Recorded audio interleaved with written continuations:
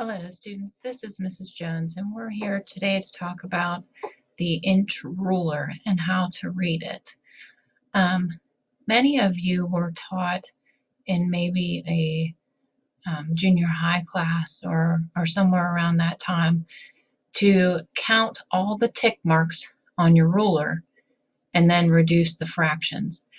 I'm going to show you a different way today.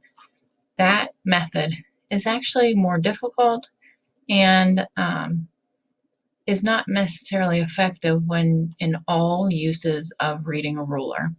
So let me explain the parts of the ruler first. And if we imagine this one big rectangle to be an inch, there's a line going down through the center of it that breaks the inch into two pieces. That mark is called the half. And then we have another set of marks that are slightly shorter, and it breaks the inch into 4 sections.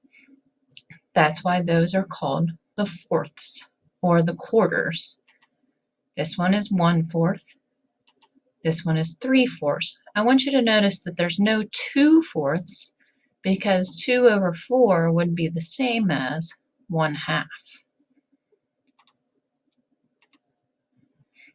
Then we divide the inch even smaller into eighths. And the eighth lines are just a little bit shorter. They break the inch into 8 sections. So their names are 1/8, 3/8. Again, notice there's no 2/8 because 2/8 would be the same as 1/4. Then we've got 5/8. And we've got 7/8. I want you to notice also that these count by odd numbers. 1, 3, 5, 7. They go by odd numbers. The last mark on a ruler, on a standard ruler, are called the sixteenths. And they are the sixteenths because it breaks the inch into 16 different sections. This one is 1/16, 3/16 going up by odd numbers, 5/16, 7/16, 9, 11, and 13 and 15/16. So how we're going to practice reading a ruler is by identifying the line or the type of line and then choosing which measurement it is. So let's look at this first example.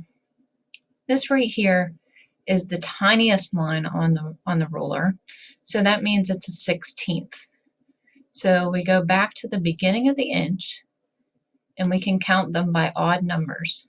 1, 3, 5, 7, 9, 11, 13, 15. And notice I'm just counting the sixteenths by odd numbers. So that makes that 7 and 15/16. Here's another example. This mark isn't pointing to a 16th anymore. This is an 8th mark. And we need to determine what 8th mark it is. If we go back to the beginning of the inch and count just the eighths, 1, 3, this would be 3/8, which would make the measurement 5 and 3/8.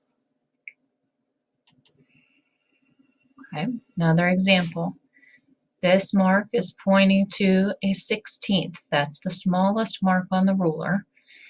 So if we go back to the beginning of the inch and we count just the odd or just the 16ths by odd numbers, 1, 3, 5, 7, 9, 11, this would be 11/16, which would make this measurement 11 and 11/16.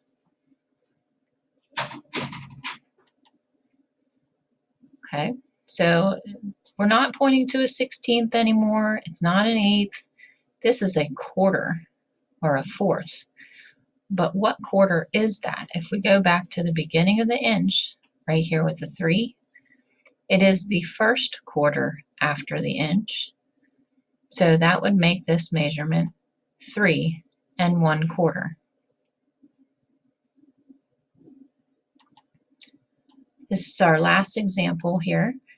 We're looking at this line. This is an 1/8 line. Remember, the smallest ones are the 16ths, then it goes eighths, then it goes quarters, then it goes halves. This is an 1/8 line. Which 1/8 is it? If we go back to the beginning of the inch and count just the eighths, 1, 3. Remember, we count by odd numbers. So this would be 7 3/8.